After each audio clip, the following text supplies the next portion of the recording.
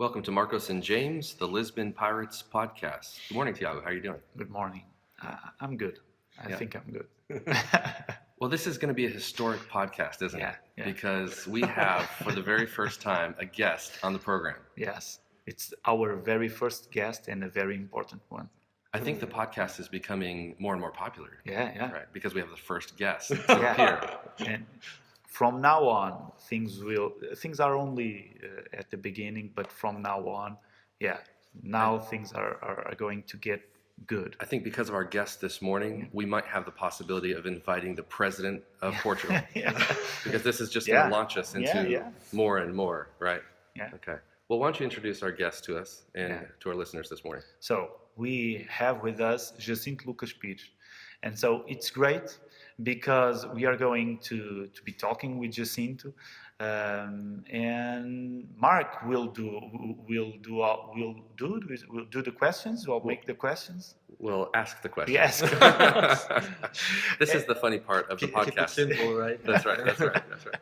This is the funny part is that I sometimes correct Tiago's English, Great. and then I realize that I need somebody to correct my English because So this is an English lesson in a way. sure, it kind of is, yeah. That's great. But then I realized that I've been here almost a decade in Portugal, so almost 10 years, and I've realized that my English isn't very good now anymore. so it's great. Yeah, but your Portuguese is great. Oh, thank you.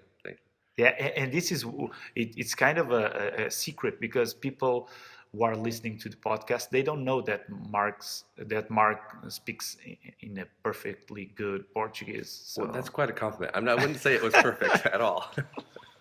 Maybe the I'm first sorry, minute. I didn't know it was a secret. No, it's not. Otherwise It's not.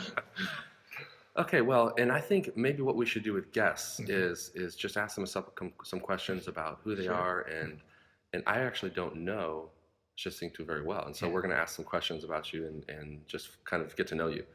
But one I'm thing also getting to know myself. Oh, good. I'm This in is the great. process of. And so I think maybe one of the things when we have a guest on is maybe we should give them an English name. Yes. I can tell you a little story about that. When I'm in the US, like if I go to a cafe, What do they call you? yeah, it's always a problem because Right. people cannot pronounce. They can't pronounce it or memorize. Right. Jacinto. So at the third time or the fourth time, I just get bored with being called different names. That's right. And I just say, just call me Jack. Yeah. That's It's perfect. right, Jack, perfect. your coffee's here, Jack. And that's me. Because I can imagine going to Starbucks in the United States and asking for your name. Exactly. and You have to write the name. they have on no the- idea on how the to cup. write Jacinto. Yeah. Yeah, exactly. Wow. Okay, Jack. So I'm Jack. Jack, welcome to the show. In Starbucks. Yeah, it's just in Starbucks. And it's true that you've been to the United States a couple of times, right? Yeah. And visited in England, I'm sure, and you've traveled quite extensively. Yeah. Why don't you tell us, just to begin with, kind of who you are, maybe a couple of sentences of just who you are and what you're about. Okay. Well, I'm a writer. I'm a fiction writer. Though I work in different areas of writing, also music, theater. I've written film scripts. I've even directed short films. So I'm not the usual solitary writer like a page writer or books writer. And I've also written non-fiction books, and I'm into opinion politics.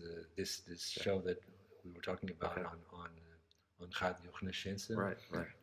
which is about commenting on actuality, ideas. Great. So I'm what Europeans would call an intellectual in general terms. But mostly I'm a writer to start with. Now I'm curious about this because this is fascinating to me. As a writer, how did you get into writing? Is this something you've always enjoyed to do from a young age? No, it was quite a process. I was joking before that I'm getting to know myself as we speak, but it was actually an important moment of self-knowledge and revelation for me. To discover that I wanted to write, because I was studying law. Okay. At first, I think I was let's say not a precocious child. Yeah. Like I didn't know what my vocation was, what I wanted to do. I just knew that it was kind of easy to.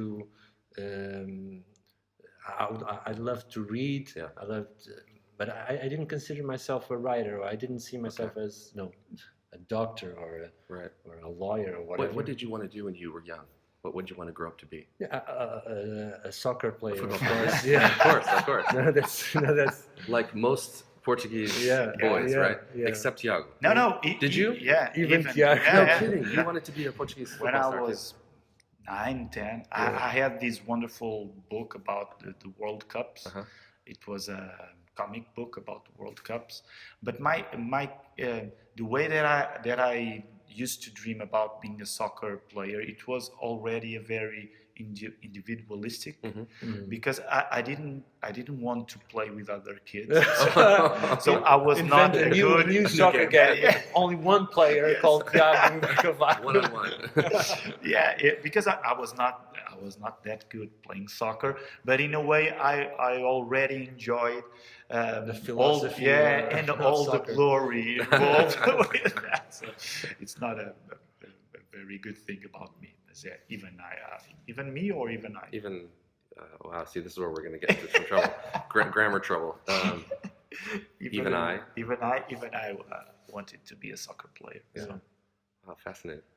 So when you started getting into writing. Yeah, but just finishing. I was studying law, so I was when I was third, fourth year of it was a 5-year degree. Right. I realized, my friends were saying, my colleagues, they were discussing I want to be a lawyer or a judge or a diplomat or whatever, and I didn't see myself as any of this. Okay. So I thought I'll just go out and find another thing. Right. But at the same time, it was like the 4th year, so I'd spent 4 years studying law, and I was not terribly bad at it. I was not terribly good either.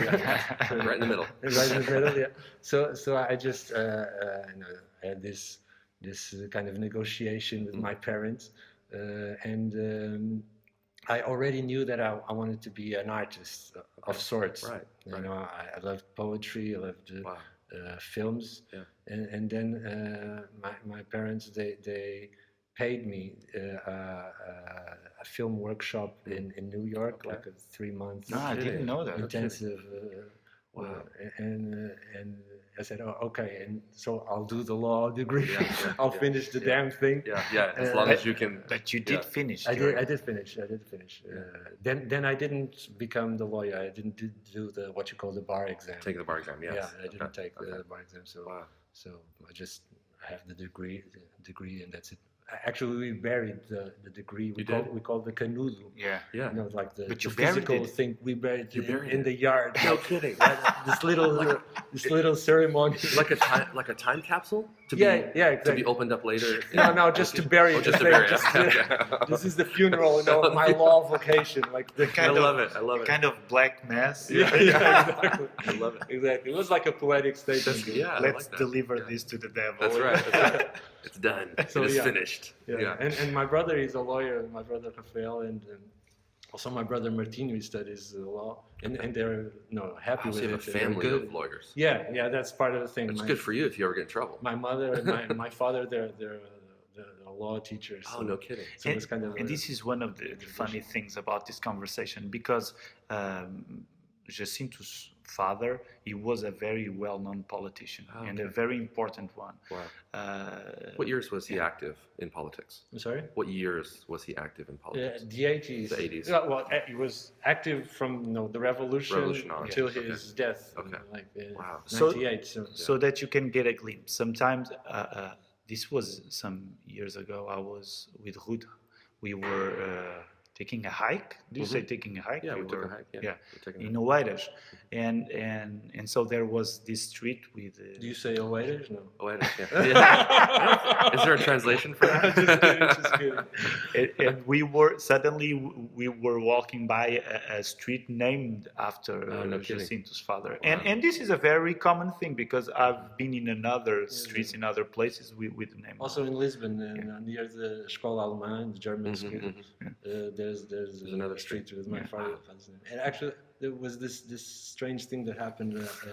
A letter that was for someone in this street, like in near German school here in Lisbon. Yeah.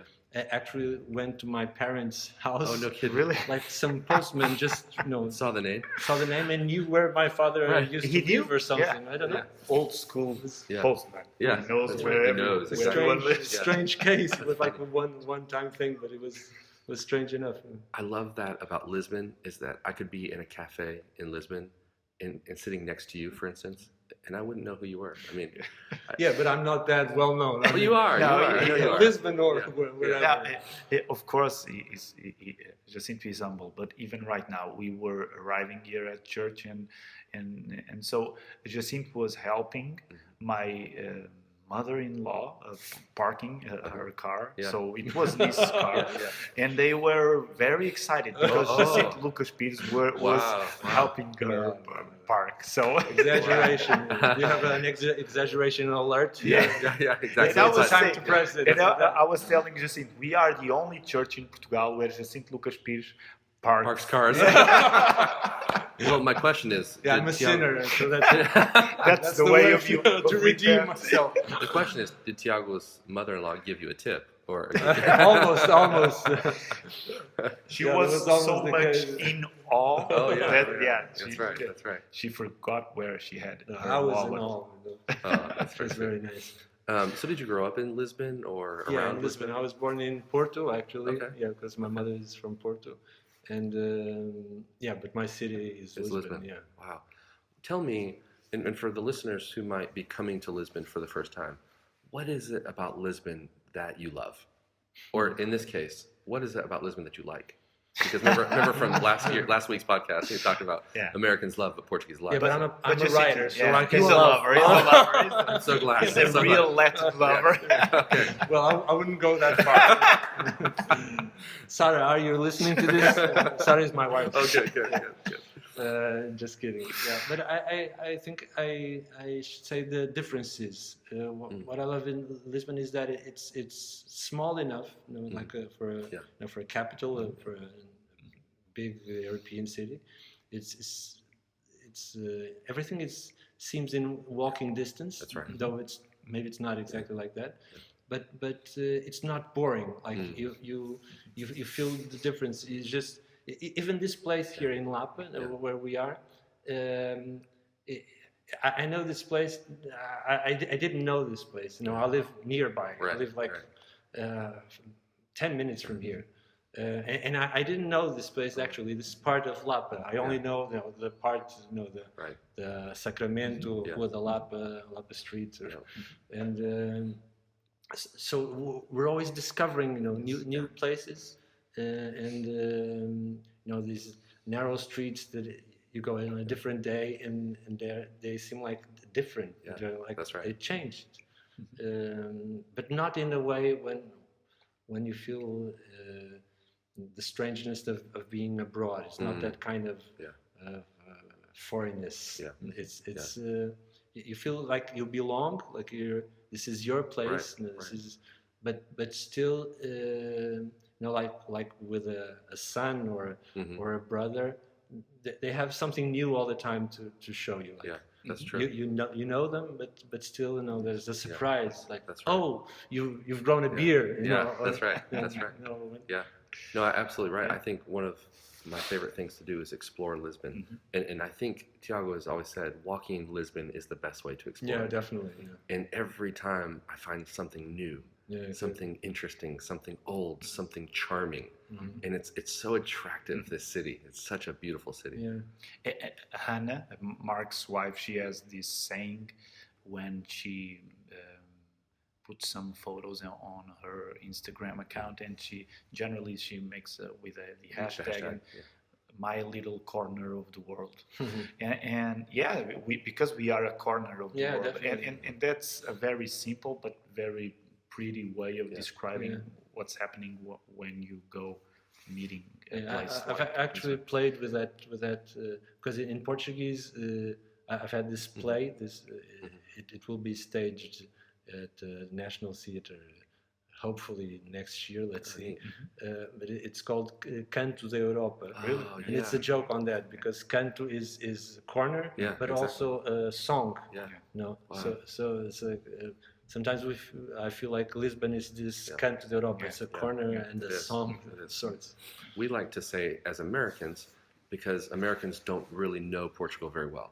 And unfortunately, and this could be a whole nother podcast, but Americans, when they're asked, where's Portugal? A lot of times they'll say South Spain, America or Spain. And so they don't know. And so what we say is that Portugal is a hidden gem in Europe.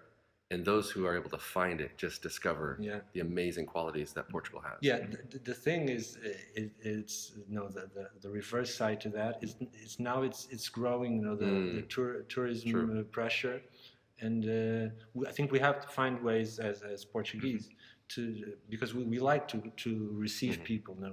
We're hosts. We have this vocation of hospitality, and also because maybe historically. We like to be elsewhere, also to be visitors. So we've learned how to deal with different cultures, different races, etc., different languages. But still, we need to find a balance because we're actually small in scale. So you cannot receive in quality billions of people. So I think we're in this time in the process of discovering what exactly the balance can be. Of course, we need the tourism as for the economy. We have this austerity, plagued by austerity, and still are getting out of this. Let's call this disease, the European disease, but had very strong symptoms here. Let's put it like that. But also at the same time, you don't want to lose, what you're saying, the character, what this gem is all about. And it's curious because Jacinto talks Sunday and Wednesday mornings. Monday is domingo. Sunday is your day. That's where Tiago talks. It's the Lord's day. It's your day. Okay. So we mortals, we have the rest of the week to work. So the first day after the Lord's Day, and Wednesday, Jacinto is talking in Radio Renascença. And today I was listening to him, and generally he goes with Henrique Raposo. Oh, neat. And even today, you were talking about this, I don't know, I think it was Henrique that was saying that Lisboa can become a kind of Disneyland where suddenly you only all the cynical parts they're for Henrique. I play the lyrical guy. Good combination. Just kidding. I can be cynical. No, but they fit really well. It's something. I think he's onto something though, because even that's one thing we've noticed. What you were saying was that all of a sudden there are so many tourists that are descending onto Lisbon in Portugal, and so and it's actually something I must confess, it annoys me because when I'm down in the Baixa, I love my Lisbon, I love my Lisboa, and then all of a sudden it's just overrun. And I understand, like what you were saying, we need the revenue, we need tourists to come in and spend their money, but at the same time I don't want to lose. But there's always different sides. I relate to that totally. As a Lisbon resident, but also it's true that you find that some services, like I live in the old part of town near Sacramento, São Roque, and a lot of things like convenience stores, of course restaurants, but also drugstores. They're better now. They have the quality has improved. So also because of tourism, also because And this, if there are people who can still, no, Portuguese people who can still live there, Right. Not rich Exactly. magnates Exactly. from wherever. Um, they have also improved, their quality of life. But you were talking, and I was thinking when there was this time when Caetano Veloso, the Brazilian singer, he was not very well known, Okay. and it felt like there was in Portugal, in Lisbon, there was this group, like a small tribe. We knew the secret of Right. Caetano Veloso. Oh, interesting. And then suddenly he begins, And world everybody famous. likes him. Right. Yeah, everybody knows, everybody loves him, And then and it's we not feel so- like right. betrayed. Right. So, That's well, right. what is this? I mean, Yeah.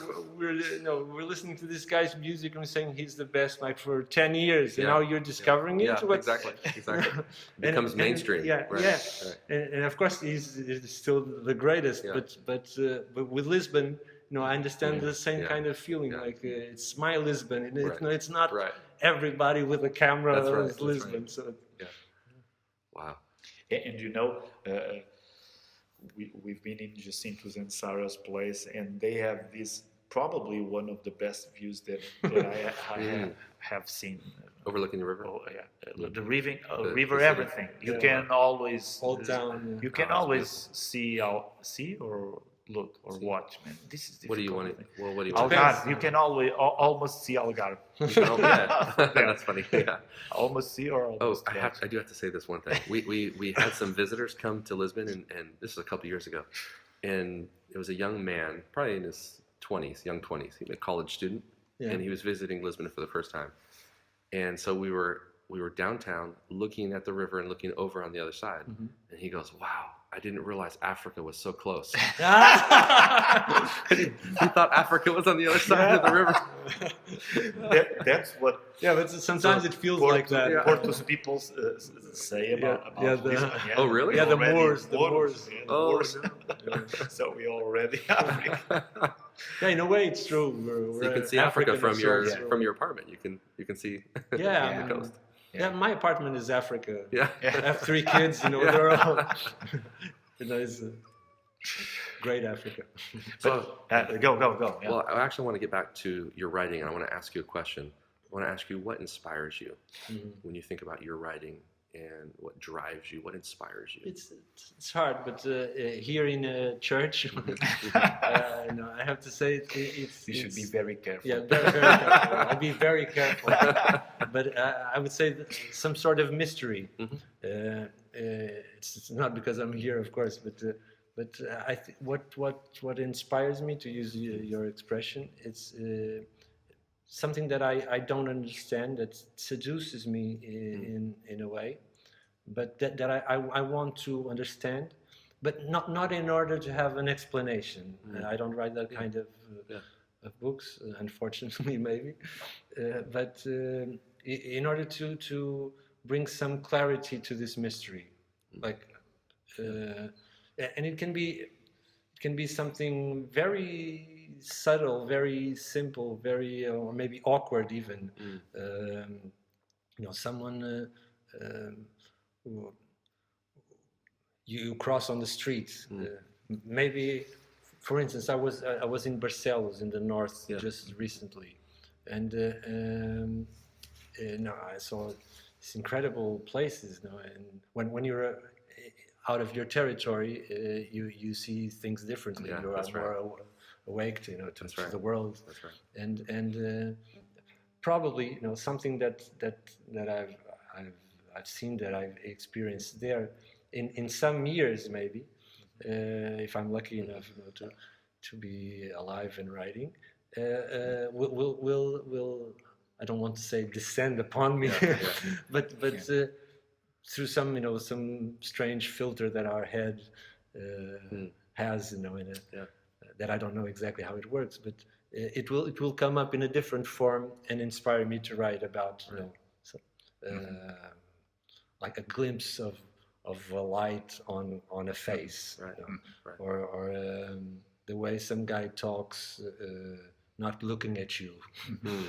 It depends on what it is, and then I always have first I have this kind of impulse, very not non-conscious impulse, like I want to do this. This is I'm starting this. A bit musical also in a way when it's not about words, though it's writing. It's not about words. It's something else, more mysterious. But then there's a second moment when I have ideas like can be formal ideas of structure and but also political ideas. I had this novel, The True Actor, O Verdadeiro Ator, that it's about an unemployed actor who stays at home and with a small kid, like a baby boy, and his wife goes. She's a working woman, a working success. So he feels like he's left behind in a way. And I had this idea to write about this, because I not that I feel left behind, but I'm also an artist with bills to pay, and in kids. But at the same time, I wanted to talk about austerity and the political Portugal of this time, because it felt really historical, like an historical moment that we were living or are still living in Europe. And so sometimes you have to put my ideal would be to put images and ideas, that images and ideas would be almost the same thing. They would find you find a way to fuse them, to put them together into one thing, like a novel. Because I don't think stories, there's this general idea that stories are like an escape, like the escapism of storytelling. Like you like stories, to relax or to, and I think I'm not sure you can say bullshit here, but you can say whatever you want. It's in English. I'm not sure there are no rules. I think that's bullshit. I think that stories and fiction are a channel into the most hidden parts of us, the difficult questions. Of course, they're fiction. They're an invention. They're imagination. They don't have to be fact checked. They don't. But they get to when they work, they get to the heart of things, and the imagination can be a tool to get you to truth. Sometimes you say, absolutely, you feel like there's this joke that fiction is all about lying, and non-fiction is all about saying the truth. It's absolutely not like that. That's right. C.S. Lewis talked a lot about that. Go ahead, Theo. Now, one of the things that I enjoy, 20 years ago, Jacinto was, in a way, you were portrayed as a kind of the new Portuguese literature happening. Because I was young then. That was basically it. Jacinto is still young, and in a way, he is still one of the faces of the new Portuguese writers. And although there are lots of people, and so it's not that easy for you to make a simplification out of that. But I would try one from what I know from Jacinto. And if we compare this with the American culture and the American writers, I think we can spot some differences. Because, like Jacinto was saying, even the way that you write and the way that you make your own songs, and even in your Instagram photos, it's more about the way you look at things and not necessarily so much plot oriented like generally American literature. It depends, of course. It will depend. But in a way, I would say that in Portugal we are a lot about not necessarily going after a particular story, but going after something that happens and that really shows us something about reality. And it can be in just a minute, the light on someone's That face. is true, but I'm not sure if the distinction plot, not non-plot oriented, is a good one actually. Also because How do you work no, that because in your own writing? some critics and readers and even there was this scholar that she's called Marta Cunha, and she did this thesis on my playwriting, my plays, and I was very interested. She interviewed me, and I was very honored, to be a subject of this academic work, and so I was asking her, kind of joking, but really being serious, down deep. So explain explain me what I'm doing, because because I'm too close so I would love to understand it finally. and she actually explained me, like She explained you what you my were doing. work, and so like some of it I could relate to. I knew already, because I've written for a long time, so like my first plays, I knew what they were about, what I was trying. The two first plays are about playing cinema, theater, playing with cinema, like where are the limits? And then she said, then your theater on theater, like what's theater about really? Two people in a place speaking. What happens to language, to stories, to bodies, but after that, and I said, okay, I knew this part, but what comes next? My recent work, and she said a very interesting thing is that you become more plot oriented. You work more with plot and more with the world, more open to the world, politics, and for me it's interesting. It's like when finally you're strong enough, to let yourself open, to let yourself go, and you also become more narrative. Now you become more a narrative writer, not a linear one necessarily, not necessarily like a linear story kind of writer, but in Portuguese, story and history are the same word, like história, only with an H, I just want to say caps locked H, Capital? Right, capital H. capital H, Capital H. and a small one. But it's funny, that's the same Same word. word. That's right.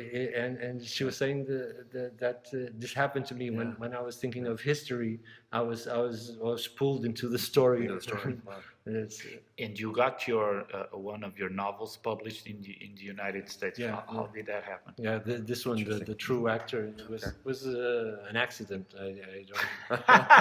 Yeah, for us, when things go right, it's an accident. For you, it's a success. But it really was an accident. I don't have. For us, it's an accident. I don't have an agent. Things went well. That's right. I don't have an agent. I'm not in the bestseller market. I don't write in English. That makes it different. But there's this writers program here called Disquiet. That it's an American program directed by this guy called Jeff Parker, and they take writers, American writers, to Portugal. For like an intensive Lisbon thing, where they have workshops and they get to know the city also, and they also, which is interesting, they want people to know the culture, the literary culture, and not only literary, musicians, thinkers of different areas, come to them to speak, and I was invited for some years. To read short stories and discuss culture and literature and also politics, and to explain a bit what's happening here in Europe, Portugal, Lisbon, and this guy Parker, he liked the stories, so he asked me, "Do you have a book that I could read, or I could ask someone to translate for me to read, to see if I would like to get it published, because they have this label, the Zank Books, Okay. from Michigan, like a non-profit organization there, Okay. and yeah, you like the novel Loved and it. published it. Published it, and Yeah, now it's available in English, right? Yeah, the Wow. true actor. That's And fantastic. actually, I've been in the U.S. reading. Okay. It's very funny. I had this. It's a tragicomedy book, Okay, like, yeah. and here I would read, this excerpt, this paragraph, and people I would read, and it was like it was about a guy feeding his son, like the epic quality of this. Yeah. That's why it was published. Yeah, there was this moment, and I would read here in Portuguese, and it would go line, another line, and at the end, people, ha ha ha, Right, they would right. they would laugh a bit, Clap, right. and clap, and in the U.S., people are much more generous, Also the translation, it's the punctuation, it's Right, different, right. because you need shorter sentences. So That's right. maybe that alters That's the, right. the rhythm a bit. But also the generosity of the audience. Like you read it like a bit, like 3 lines. Ha ha ha. There's a laughter. More expressive. More expressive, Yeah. and then it grows, Yeah. stronger laughter, and Right. at the end, it's really, it's Wow. really a full house of laughter. Wow. So I enjoyed it immensely to be in the U.S. reading it. It was, And did you think that if you were a writer in America, life would be easier for you, or? I love being. I cannot imagine that I'm an European. Yeah. I love the U.S., but also always when I'm in the U.S. or Asia, or I feel I'm an European. It's part of your identity. Yeah. Actually, when I was really young, like 22, when I went to New York for this workshop that I mentioned,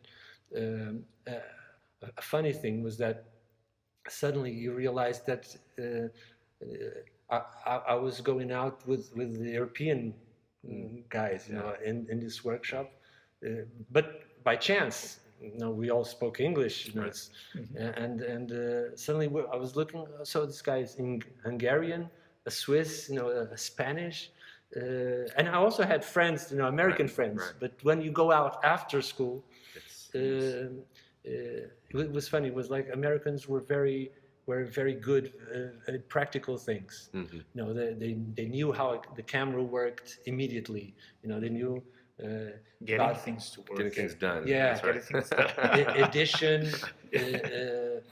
But then most of them didn't have as much theoretical, historical. And I think they didn't know about I think- Fellini or Godard. I think you're hitting on a very, very interesting subject, and that is the depth of the European soul.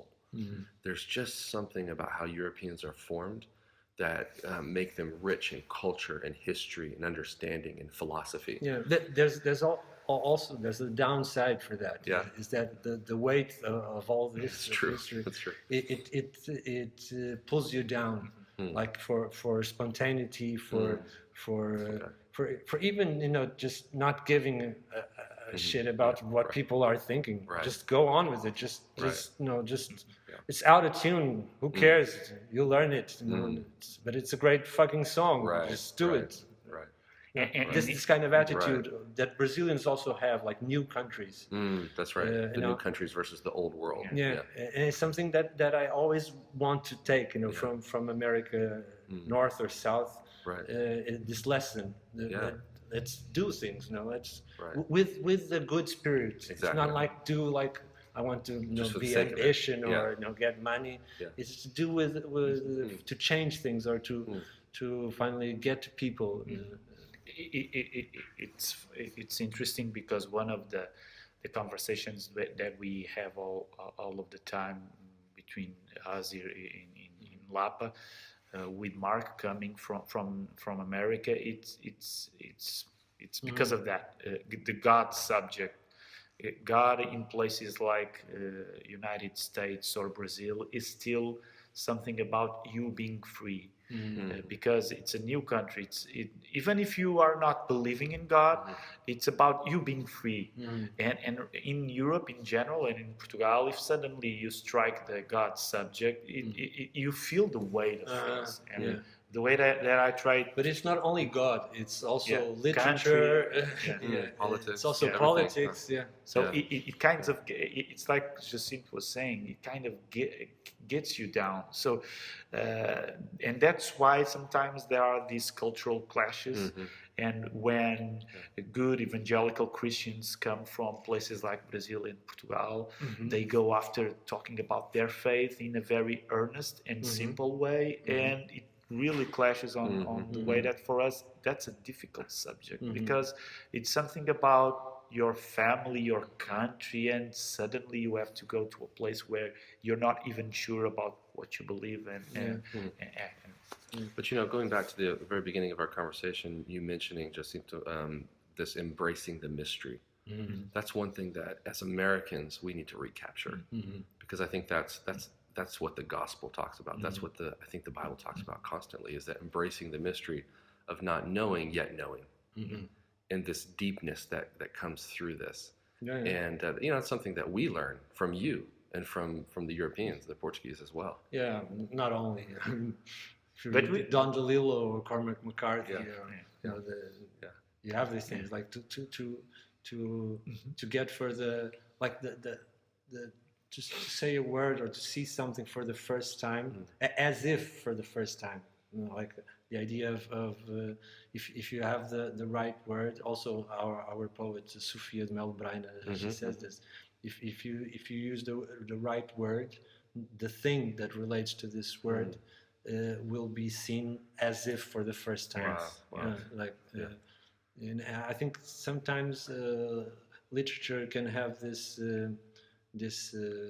quality, you know, the possibility of revelation. I don't want to get into your area, guys. Right. You know, but and I don't want to play the priest here. The writing, you're doing good. You're doing good. Jump on in. The water's warm. And we could baptize someone. We could during this morning. Diagnostic miracle of literature, of writing. No, but and now probably we are already at the end of our time. But Jacinto, is this the end of the time? My God, yes, time. That's why we brought you in today. And Sophia, she was a good Catholic, but in a way, that's a very Protestant emphasis about the word. Sometimes, it's even about. It's not about magic, of course, but it's the way that you let the word be above yourself can get a different sense of reality. So. In the end, it's not a religious thing, you know. Nanni Moretti, we're talking about European artists. This is a great Italian filmmaker. He has this wonderful film called Palombella Rossa. It's about the end of communism, and also, how do you call it, polo aquatic, you know? Water polo. Water polo, yeah. So it's a good mixture. And it's fascinating. And Moretti can do that. And he's being interviewed by this young journalist, and she's using all these, you know, Americanized Italian words like marketing or merchandising or whatever. And he says, look how you're speaking. Come on, no, it's not the way to speak. There are Italian words for this, no, real words. And then the moment he slaps her, like, and he says, "No, it's too much. Words are important. Le parole sono importanti." Right. And he says it's a bit the same idea. Is that if you speak badly, if you don't word it right, then you think badly, you live badly. Wow, that is so true. Like language is not just, you know, it's not just something that we have like a little hat that That's we right. carry. Yeah. It's ourselves. It's our body. You know, it's Yeah. who we are. Yeah. We are. We're going to need an entire podcast just to Yeah. talk about that Yeah. subject. Words have meaning. Yeah. Because in this culture, in today's culture, Yeah, yeah, we've definitely. lost that understanding. And substance and That's and right. and a life of its own. That's right. And that's why, of course, I'm pulling the how do you say puxar a brasa à sardinha? How do you say? How do you pull Putting the? the sardine onto the coals? Yeah, yeah. Yeah, like it's a Portuguese metaphor. Oh, I haven't heard that one. But that's why evangelical Christianity is so obsessed with the word, because it's our thing. It's our thing of calling all the time, calling people to perceive the word not as some kind of distraction you can do with your reality, luxury. but linking yourself to the ultimate reality. For us, that's a little bit our thing. Yeah, I call that writing. Yeah. There you go. So Maybe- you're, Just kidding. Maybe you're more evangelical. yeah. So you don't know what's happening right now. Well, good. Well, let's wrap this up. Yeah. And one thing we always want to do is we want to let our listeners know that on Sunday mornings we do meet here at Lapa at 11:30 a.m. And this is when Jacinto knows that it was only used for religious propaganda. That's right. So that was our evil plan. Am I being crucified? No, not at all. Is that a... But maybe our evil plan we could say, Jacinto, you're very welcome to come anytime you want. Bring your family. Thank you. That's a wonderful The doors- evil plan. The doors are always open. The doors are always open. Thank you. And then we also do have a once a month English service at 5 p.m. on the last Sunday of every month. So we want to invite our listeners to come in and experience that. And also we want to ask if people would be willing to comment as well on our YouTube channel. And because we still want to be able to answer questions that people have, or if there are themes or topics that people want to suggest, we'd love to continue the dialogue, even with our listeners. Yeah. So. Yeah, and this is the first program where we have to place a parental advisory. I'm so sorry. No, that's good. And we'll not make the bleep sounds. Oh no, we'll just let it go. That's right. And let's see. We're not afraid of that. Yeah, your kids have heard the words, Oh, certainly. somewhere, somehow. That's right. Right now, this is a sad thing about globalization. Words are important. No, That's right. and They have words are meaning. important. They have meaning. And even now, kids in Portugal, they when they want to cuss, they cuss in English. Which It's true. It's an Yeah, it's cooler. It's cooler. But it's kind of sad. Yeah, If you want could do to say you could do a something program with bad, say it in your own language. with how to curse in Portuguese. That could be another podcast. Yeah, an idea. Yeah. Well, we want to say thank you for coming and being a Thank part of you. the show, part of the podcast. It's an honor for us to receive Your you honor. Yeah. and for you to give My your time. honor. Yeah. Okay. Thanks. Thanks. And people will, they will want that Jacinto just stays in the show, so we have to again. Yeah. I love that.